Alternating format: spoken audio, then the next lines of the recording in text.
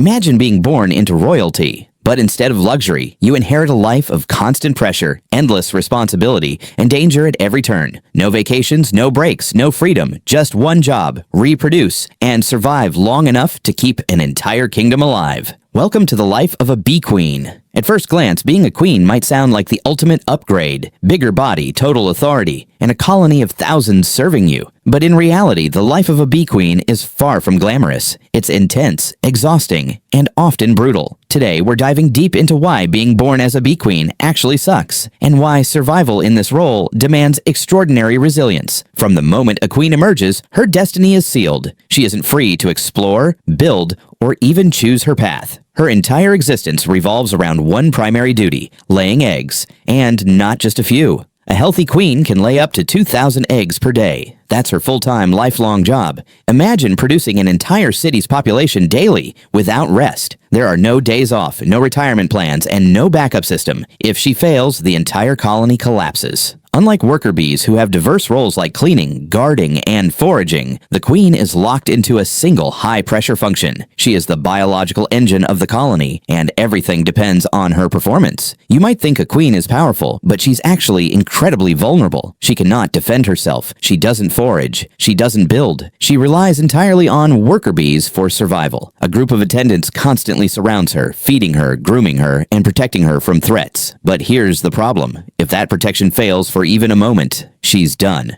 Predators, parasites, and even internal colony threats can end her life quickly. And sometimes, the danger comes from within. One of the harshest realities of queen life happens right at the beginning.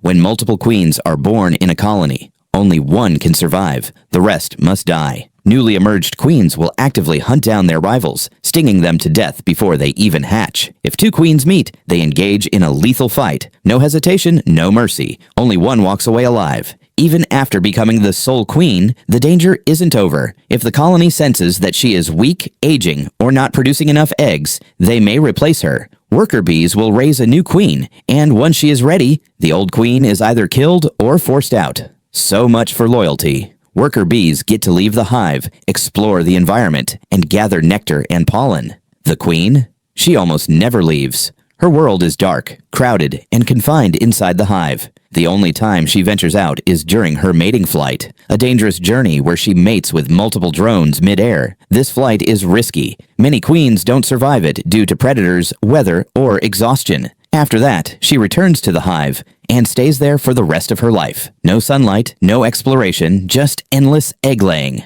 You might think the queen rules the colony like a human monarch, but her leadership is very different. She doesn't give orders. She doesn't command troops. Instead, she communicates through chemical signals called pheromones. These pheromones regulate the behavior of the entire colony, keeping workers organized, suppressing reproduction in others, and maintaining unity. But this system is fragile. If her pheromone production drops even slightly, the colony can become unstable. Workers may start laying eggs, chaos can spread, and the colony may initiate her replacement. So even her guidance is under constant pressure. She must continuously prove her worth without ever directly interacting with the outside world. The queen's life is long compared to other bees. She can live for several years, but that longevity comes at a cost. Her body is pushed to its limits every single day. Over time, her egg production declines, her pheromones weaken, and her control over the colony fades. And when that happens, she is no longer needed. The same colony that depended on her will move on without hesitation. So why does it suck to be born as a bee queen? Because her life is defined by pressure, confinement, and constant risk.